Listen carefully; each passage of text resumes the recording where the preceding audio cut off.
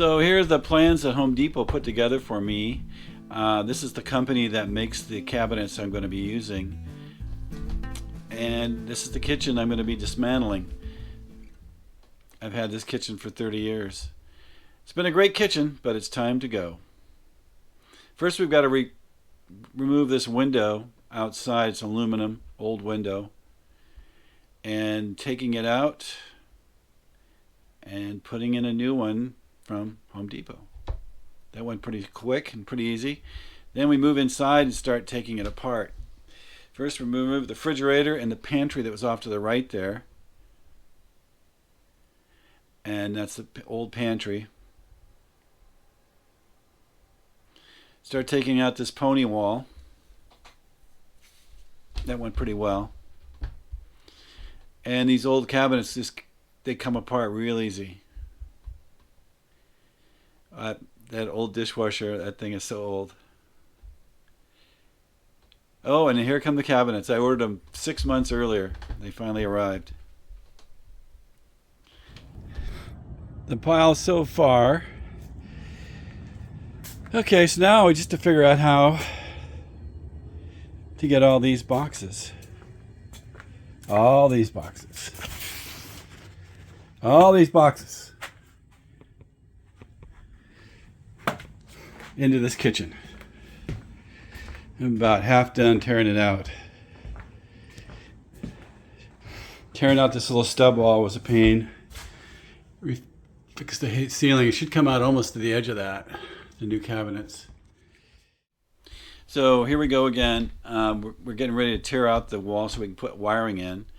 And here we're putting wiring in to move the outlets around. This is some of the mess that we run into doing it. And we get it sorted out and it looks like this, which is what we want. Got a lot done today. Lorenzo and me. We did get all the boxes opened and measured and identified where they're going to go. Ultimately, the one big challenge was getting the pantry in the house. It's huge. It's that guy. If it had been a half an inch taller, we wouldn't have been able to tip it up because you have to lean it down to get in the door and then you have to tip it back up, and I barely did it. But anyway, that's where we are.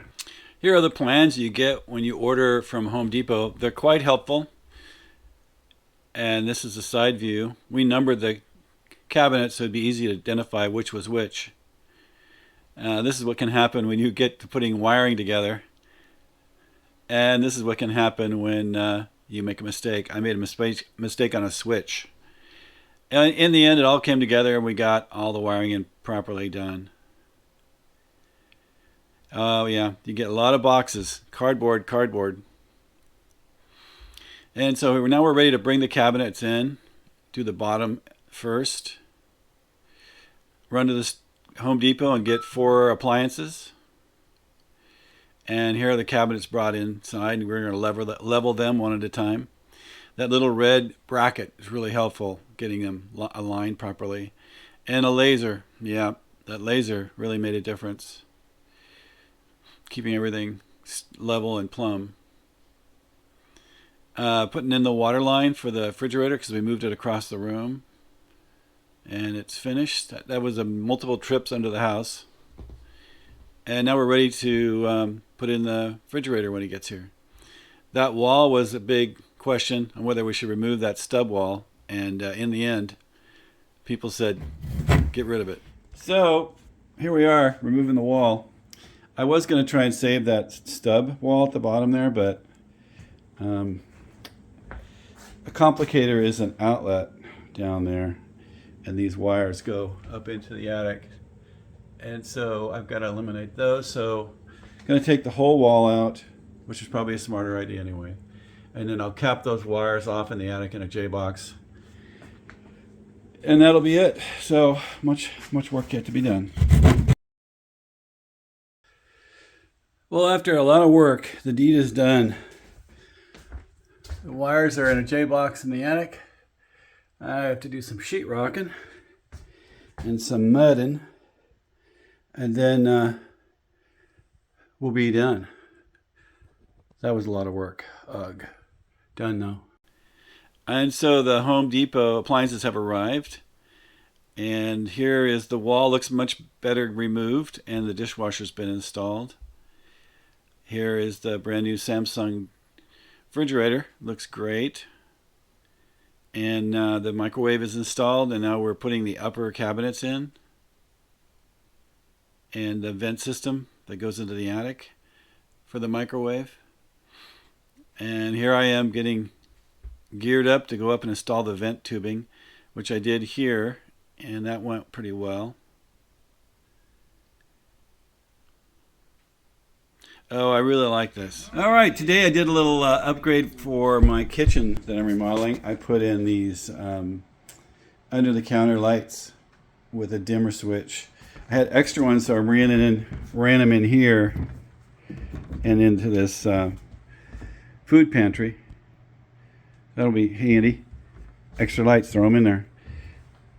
That's the update. Look pretty cool. Step back here. So when I get a backsplash in there, a tile probably of some kind, they'll really highlight that. Here's what they look like on Amazon. So here we go, continuing.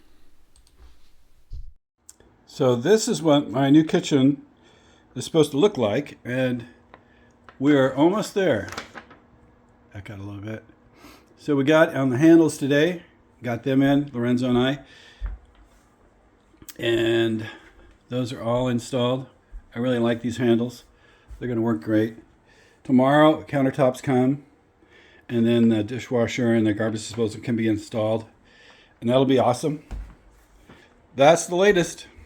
So I picked out a steel sink, a deep sink to put in, and then the countertop people showed up and did the rest of it installation wise.